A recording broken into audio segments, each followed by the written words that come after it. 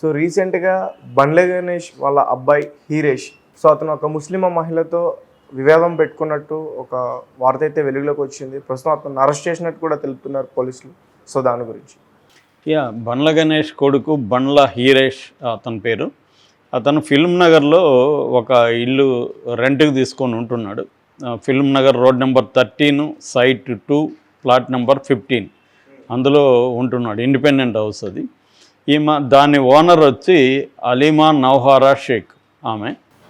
So ఆమె ఏమనిందంటే ఇల్లు మీరు ఖాళీ చేయండి, నేను అమ్మేస్తున్నానని చెప్పింది వీళ్ళకు. అమ్ముతారా, అయితే మేమే కొంటామని ఈ అబ్బాయి ఆఫర్ ఇచ్చాడు ఆమెకి. సో ఆఫర్ ఇస్తే ఓకే అని చెప్పి 5 కోట్లకి ఎంతకో బేరం కుదిరింది. 3 కోట్లు అడ్వాన్స్ ఇచ్చేశారు. 3 కోట్లు ఇచ్చేసిన తర్వాత మిగతా డబ్బులు కూడా ఇచ్చే క్రమంలో వీళ్ళు దాని మీద ఆ ఇంటి గురించి వాకప్ చేయడం మొదలుపెట్టారు. ఇన్వెస్టిగేట్ చేశారు. ఆ ఇల్లుకి ఏమన్నా లోన్స్ ఉన్నాయా, ఏమన్నా ఉన్నాయా అనేది అడ్వాన్స్ ఇచ్చేసిన తర్వాత. అప్పుడు వాళ్ళకి తెలిసింది ఏంటంటే ఆ ఇల్లు ఈడీ జప్తులో ఉందని, ఎన్ఫోర్స్మెంట్ డైరెక్టరేట్ జప్తులో ఉందని. సో అప్పటి వరకు ఆమె గురించి వాళ్ళకి తెలిసినట్టుగా లేదు. నిజానికి ఆమె వెరీ పాపులర్ అంటే నోటోరియస్ అని చెప్పచ్చు. ఆమె ఆల్రెడీ పోలీసులు అరెస్ట్ చేశారు. ఈడీ ఆమె మీద కేసులు పెట్టింది.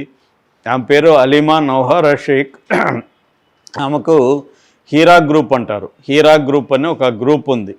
దాంట్లో 15 వరకు కంపెనీస్ ఉన్నాయి. 15 కంపెనీస్ ఉన్నాయి దాంట్లో. ఈమె గతంలో ఈమెది యాక్చువల్గా తిరుపతి దగ్గర గుర్రంకొండ అని ఉంటుంది, మదనపల్లి దగ్గర. అది నేటివ్. అక్కడ మళ్ళీ హైదరాబాద్లో కూకటిపల్లిలో వీళ్ళకి ఇంతకుముందు షాపింగ్ కాంప్లెక్స్ ఉంది. హీరా ఎగ్జిమ్ పేరుతో ఒక కంపెనీ చాలా ఇది చేసింది. హీరా గోల్డ్ పేరుతో గోల్డ్ స్కీమ్ ఒకటి పెట్టింది. దాంట్లో ఏంటంటే డిపాజిట్ డబ్బులు కట్టిన వాళ్ళకి 36% వడ్డీతో ఇస్తారనమాట. దానివల్ల వందలాది మంది డబ్బులు ఇచ్చేశారు. దాదాపు 5,000 కోట్లు మోసం చేస్తున్నారని చెప్తున్నారు ఈమె. సో ఈమెకు ఒక పొలిటికల్ పార్టీ కూడా ఉంది, ఆల్ ఇండియా మహిళా ఎంపవర్మెంట్ పార్టీ దాని పేరు. ఆ పార్టీ తరఫున 2018లో కర్ణాటకలో పోటీ కూడా చేశారు. సో ఇది ఒక పెద్ద నెట్వర్క్ అనమాట. సో ఇలాంటి ఆమె చేతిలో ఇతను ఇరుక్కున్నట్టుగా మనకు అర్థమవుతుంది. ఎందుకంటే ఈమెకి లిటిగేషన్లు, కోర్టులు, కేసులు ఇవన్నీ కొత్త కాదు. ఆమె ఆరితేరిపోయింది. అట్లాంటి దగ్గరలో బండ్ల గణేష్ మామూలుగా అయితే ఇతను నేను చాలా ముదురని చెప్తూ ఉంటాడు టీవీ ఛానల్లో. వాళ్ళ అబ్బాయి ఇరుక్కున్నట్టుగా చెప్తున్నారు. ఇప్పుడు అతనేమో 3 కోట్లు కట్టేశాడు. ఇతన్ని ఈ మంత్ 15న 10 మంది రౌడీల్ని తీసుకొచ్చి అతన్ని బయటికి తరిమేశారు ఇంట్లో నుంచి. సో ఇప్పుడు అడ్వాన్స్ ఇచ్చినట్టుగా అతని దగ్గర ప్రూఫ్ ఉంది, కానీ అతను ప్రూఫ్ ఉంటే ఇల్లు నువ్వు తీసుకోవాలని చెప్తుంది. ఇల్లేమో తీసుకోలేడు, ఎందుకంటే ఇల్లు జప్తులో ఉంది. ఆమె ఆస్తులంతా కూడా ఈడీ జప్తులో పెట్టుకుంది. సో ఆమెకి ఇవన్నీ తెలిసే ఆమె ఆస్తులు తన పేరుతో ఎక్కువ ఆస్తులు లేకుండా చూసుకుంది గతంలో. తను ఇవన్నీ ఏంటంటే ఒక లాంగ్ టర్మ్ ప్లాన్తో ఆమె దిగింది రంగంలోకి. అంటే ఈ ఫ్రాడ్ చేసినాక ఎలా ఉండొచ్చు, ఎంక్వైరీ ఎలా ఉండొచ్చు, దాన్ని ఎలా ఫేస్ చేయాలి, జైళ్ళకి ఎన్ని రోజులు పోవాల్సి ఉంటుంది, ఇవన్నీ ఆమెకి ఒక బ్లూ ప్రింట్ ముందే ప్లాన్ ఉంది. అందుకని ఆమె జైలుకి పోవడానికి కూడా ఏమి సంకోచించలేదు. ఆమె ఆల్రెడీ లాయర్ల టీం పెట్టుకుంది, బౌన్సర్లను పెట్టుకునింది, ఒక పెద్ద వింగు ఉందన్నమాట ఆమెకి. అందువల్ల ఆమెతో గణేష్ పెట్టుకోవడం అనేది గణేష్కే ఇబ్బంది. ఆ మధ్య కూడా గతంలో కూడా గణేష్ని నయీం కూడా బెదిరించాడు. ఎందుకంటే గణేష్ సచిన్ అనే ఒక యాక్టర్తో సినిమాలు తీసి సచిన్ 12 కోట్లు నాకు ఇతను మోసం చేశాడని అప్పుడు సచిన్ వచ్చి ప్రెస్ మీట్ పెట్టి చెప్పాడు. సచిన్ అని ఉండేవాడు కదా, గుట్కాగా. సో అతను దగ్గర ఇతను మోసం చేశాడని. అయితే ఇదేమైందంటే గణేష్ నయీం దగ్గరికి పోయి అప్రోచ్ అయ్యాడని ఫస్ట్లో, ఇట్లా నాకు ఆ హీరో దగ్గర డబ్బులు ఇప్పించానని. వాళ్ళు హీరోని పట్టుకెళ్తే హీరో మొత్తం ప్రూఫ్లు చూపించి గణేష్ నాకు ఇవ్వాలని చూపించాడంట. దాంతో గణేష్ని పట్టుకుపోయారు వాళ్ళు. కళ్ళకు గంతలు కట్టి గణేష్ని తీసుకెళ్ళి, గణేష్ 2 పిల్లలు స్కూళ్ళల్లో చదువుతుంటే అందులో ఒకడు మాత్రం మిగులుతాడు, ఎవరుగా వాళ్ళు తేల్చుకున్నారంట. చివరికి వాళ్ళతో కాంప్రమైజ్ అయ్యి 8 కోట్లు ఎంతో కట్టేసి వచ్చాడని ఒక పుకారు. ఇది కరెక్టా కాదో తెలియదు, ఎందుకంటే నేను నయీం మీద సినిమా తీసేటప్పుడు రీసెర్చ్ చేస్తున్నప్పుడు ఈ విషయం నాకు చెప్పారు.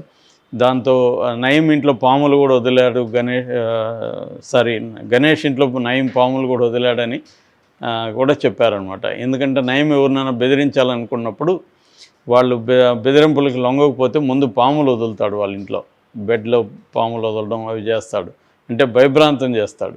దాని తర్వాత పిల్లలు ఏ స్కూల్లో చదువుతున్నారో కనుక్కొని ఆ స్కూల్ని టార్గెట్ చేసి పిల్లల్లో నీకు ఒకరే మిగులుతారు, ఎవరు కావాలో తేల్చుకో అంటాడు. ఇటువంటి టాక్టిక్స్ నయం ఫాలో అవుతారనమాట. గణేష్ని కూడా అలాగే ఫాలో అయినాడని చెప్తారు.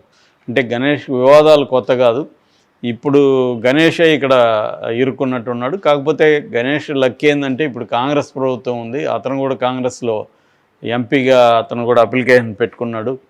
సో రేవంత్ రెడ్డికి దగ్గరగా కూడా ఉంటాడు కాబట్టి ఇప్పుడు ఏమైనా చేయగలుగుతారా అనేది చూడాలి. ఏం చేయగలిగినా అంత ఈజీ అయితే కాదు ఈమె డీల్ చేయడం. ఈమె 3 రాష్ట్రాలని డీల్ చేసిన వ్యక్తి ఈమె.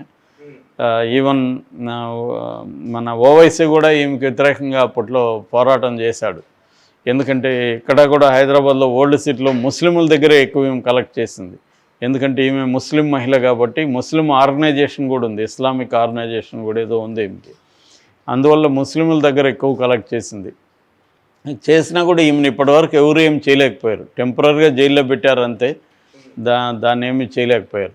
ఎందుకంటే ఈమె బ్యాన్ చేసిన money circulation, multi level marketing, ఇట్లా రకరకాల స్కీముల్లో ఈమె డబ్బులు కలెక్ట్ చేసి వాటి లాస్ వచ్చిందని చెప్పేసింది అనమాట. సో ఈమె బాగా వెల్ ఎడ్యుకేటెడ్, నాలెడ్జబుల్, తర్వాత పెద్ద సర్కిల్ ఉంది ఈమెకి.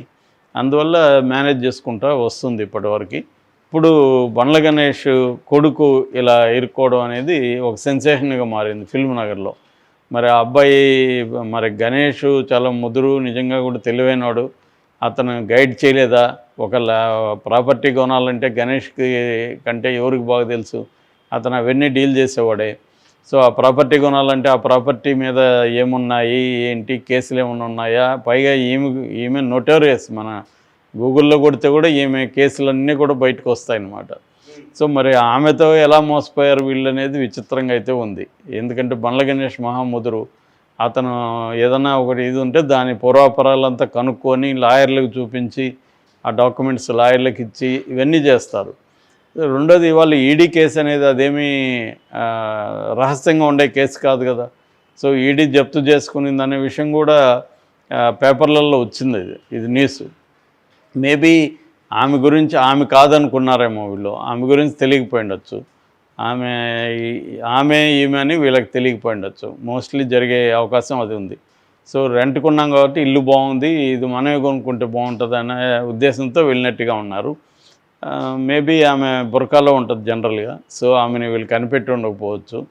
సో ఆ రకంగా మోసపోయారు. కనిపెట్టి ఉంటే వీళ్ళు ముందుగానే చెక్ చేసుకొని ఉండేవాళ్ళు. ఎందుకంటే ఈడీ చెప్తుంది అనేది మనం గూగుల్లో కొడితే కూడా మొత్తం వస్తుంది, చాలా పేజీలు వస్తుంది గూగుల్లో ఈమె మీద. సో ఈవెన్ వికీపీడియాలో కూడా డీటెయిల్ ఎంట్రీ ఉందన్నమాట. ఈమె కంపెనీలు ఏమేమి ఉన్నాయి ఏంటి అనేది డీటెయిల్ ఉంది. ఆల్ ఓవర్ ఇండియా ఈమె పాపులర్ అయింది అప్పట్లో. ఇంగ్లీష్ పేపర్లలో కూడా ఈమె క్లియర్గా వచ్చింది. అక్కడ చిత్తూరు జిల్లాలో కూడా చాలా గోల్ జరిగింది. ఈమెకి వ్యతిరేకంగా ధర్నాలు చేశారు, ఊరేగింపులు చేశారు బాధితులు అందరూ. ఎందుకంటే అక్కడ లోకల్గా చాలామంది దగ్గర డబ్బులు వసూలు చేసేసింది అనమాట ఈమె.